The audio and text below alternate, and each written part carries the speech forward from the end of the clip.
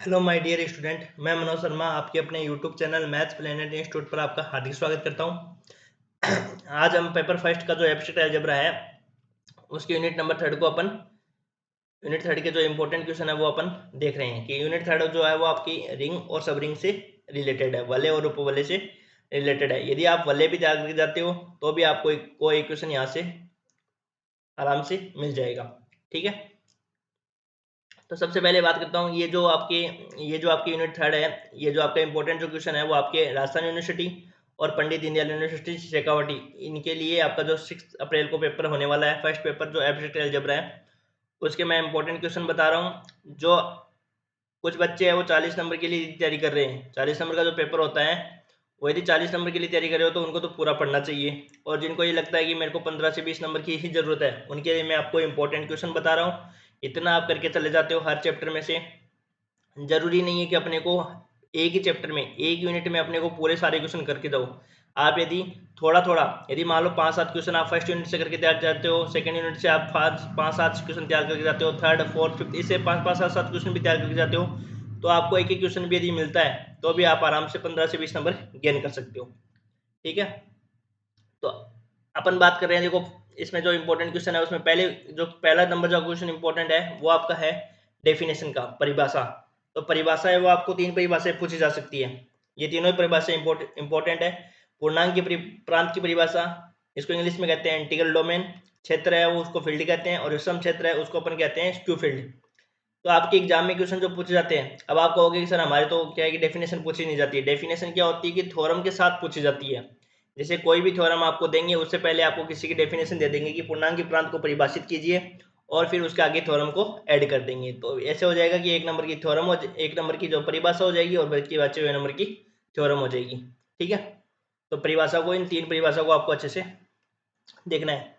फिर अपन यदि second question की बात करें तो सेकंड क्वेश्चन जो आपका है वो सिद्ध कीजिए कि m+n√2, जहां m और n क्या है, इंटीजर्स है, आकार की वास्तविक संख्याओं का समुच्चय है, वो संख्याओं के गुणन एवं योग और गुणन के लिए क्या बनाता है, वलय बनाता है। और इसको आपको ये भी बताना है क्या ये क्षेत्र भी है क्या।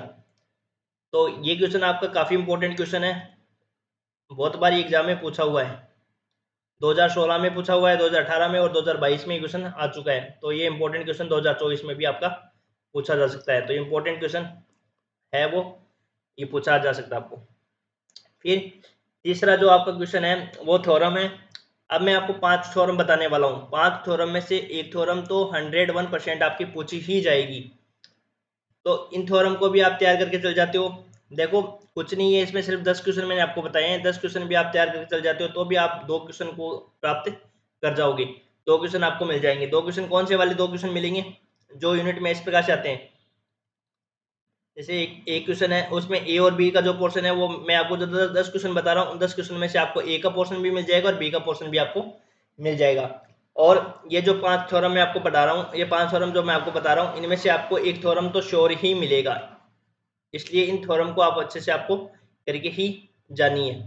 कौन कौन सी थ्योरम है, जो आपका थर्ड नंबर की जो थ्योरम है वो है कि सिद्ध कीजिए कि वलय आर शून्य भाजक रहित वलय हो गई यदि और केवल यदि वलय आर में क्या हो, कैंसिलेशन लॉ है वो अप्लाई होते हैं, निरसंयम क्या होते हैं, लागू होते हैं। ये थ्योरम आपकी 2022 में भी पूछी हुई है और 2004 और 12 में भी पूछी हुई है। तो इंपॉर्टेंट थ्योरम बोल सकते हो, देख सकते हो कि भाई ये थ्योरम आपके 2024 में पूछी जा सकती है।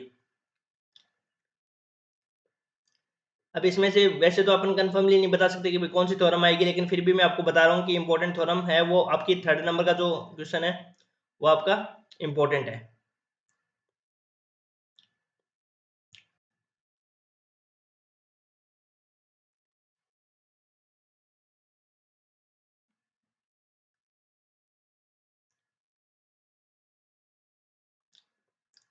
थर्ड नंबर की जो थ्योरम है वो आपकी इंपॉर्टेंट है, क्योंकि आपको ये देखना पड़ेगा कि ज्यादातर क्वेश्चन कौन से रिपीट हो रहे हैं, जो 2022 में आए हुए, 2016 में, ऐसे एक पैटर्न बना दिए कि 2016 में आया हुआ है, 18 में आया हुआ है, 20 में आया हुआ है, 22 में आया हुआ है, 24 में आया हुआ है। तो इस प्रकार से भी कभी कभी क्या होता है, यूनिवर्सिटी में एक पैटर्न बन जाता है। तो उस हिसाब से ये जो थर्ड नंबर वाली थ्योरम है ये आपकी इंपॉर्टेंट है। ठीक है, ये जो पांच पांच थ्योरम मैं आपको बताने वाला हूँ, जो चौथा नंबर का जो क्वेश्चन है वलय है वो z+p गुणा p पूर्णांक की प्रांत यदि और केवल p है वो आपकी अभाज्य संख्या है। पांचवी थ्योरम क्या कहती है सिद्ध कीजिए कि प्रत्येक क्षेत्र है वो एक पूर्णांकीय प्रांत है, परंतु इसका विलोम सत्य होना आवश्यक नहीं है। प्रत्येक पूर्णांकीय प्रांत नहीं है, ये नहीं है, पूर्णांकीय प्रांत है।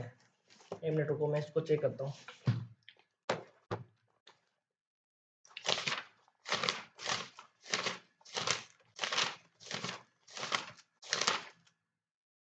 पूर्णांकीय प्रांत है, ये नहीं है, ये गलत है।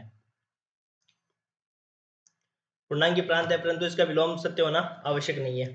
तो ये थ्योरम भी आपकी 2023 में पूछी हुई है, तो ये थ्योरम भी आपकी इंपॉर्टेंट है।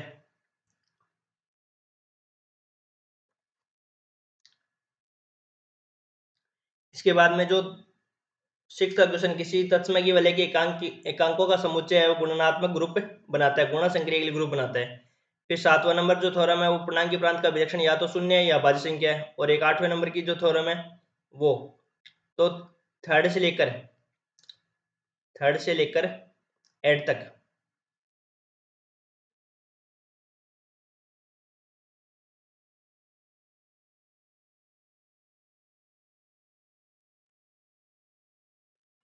थर्ड से लेकर जो आपके एड तक क्वेश्चन है उस तक एक थ्योरम आपके श्योर ही पूछी जाएगी, एड तक। इनमें से आपकी एक थ्योरम तो एक क्वेश्चन तो इसमें से आपका 101% मिल ही जाएगा, क्योंकि ये थ्योरम है। अब इस थ्योरम में से ये नहीं बता सकते कि कौन सी थ्योरम आपके एग्जाम में पूछी जा सकती है। तो हो सकती है कि आपकी 8 नंबर की थ्योरम है, ये भी इंपॉर्टेंट है, ये भी आपको पूछी जा सकती है। तो ये थ्योरम है, उनमें से जो 5 थ्योरम आपको मैंने बताई, ये थ्योरम आपकी बहुत इंपॉर्टेंट है, इनमें से एक थ्योरम आपको पूछी जा सकती है। और इसके बाद में मैं आपके लगाता हूँ 9th का क्वेश्चन है ना, वो काफी इंपॉर्टेंट है। ये क्वेश्चन आपके कंटिन्यूस ईयर में आया हुआ, 2018 में, 19 में, 2020 में और 23 में, ये क्वेश्चन वापस रिपीट भी हो सकता है। तो इसको भी आप देख ले एक बार अच्छे से। फिर लास्ट का जो 10 नंबर का क्वेश्चन है, ये भी आपका आया हुआ है। इस क्वेश्चन को भी आप देख सकते हो, 2016-18 में कौन सी साल में आया हुआ है, तो ये भी आपका यूनिवर्सिटी में पूछा हुआ है सवाल है, और लेटेस्ट ईयर में भी आपका पूछा हुआ है, ये लेटेस्ट ईयर में भी आपका पूछा हुआ है। तो इसको भी आपको तैयार करना है। तो आपको 10 क्वेश्चन है वो आपको तैयार करने हैं। ये मैंने जो 10 क्वेश्चन बताए हैं ये आप अच्छे से तैयार करके चले जाना, आपको सब रिंग पढ़ने की जरूरत ही नहीं पड़ेगी। और सब रिंग यदि पढ़ते हो तो भी 1-2 थ्योरम है और 2-3 एग्जाम्पल आप देख सकते हो, और इतना भी पढ़ के जाते हो तो भी बहुत इंपॉर्टेंट है, इतना में भी आप कवर कर जाओगे। अब ये है कि आपको मैं सब रिंग का भी बता दूं, गुंजावली आइडियल्स का भी बता दूं, लेकिन उनमें क्या है कि फिर आपको पास बहुत ज़्यादा बर्डन हो जाएगा। अपने को 1 यूनिट में ही, ऐसे नहीं कि 1 यूनिट ही अपन तैयार करके जाएंगे, अपन करके जाएंगे 5 यूनिट तैयार करके जाओगे ना, थोड़ा थोड़ा सब में से तैयार करके जाओगे, तो आप 5 यूनिट में क्या कर लोगे, थोड़ा थोड़ा ज्ञान कर लोगे। तो 500 यूनिट यदि आप कवर कर लोगे तो 500 यूनिट में आपके कम से कम नंबर की संभावना कितनी हो जाएगी, 20 नंबर आपके, 20 मार्क्स आप कवर कर लोगे। ठीक है।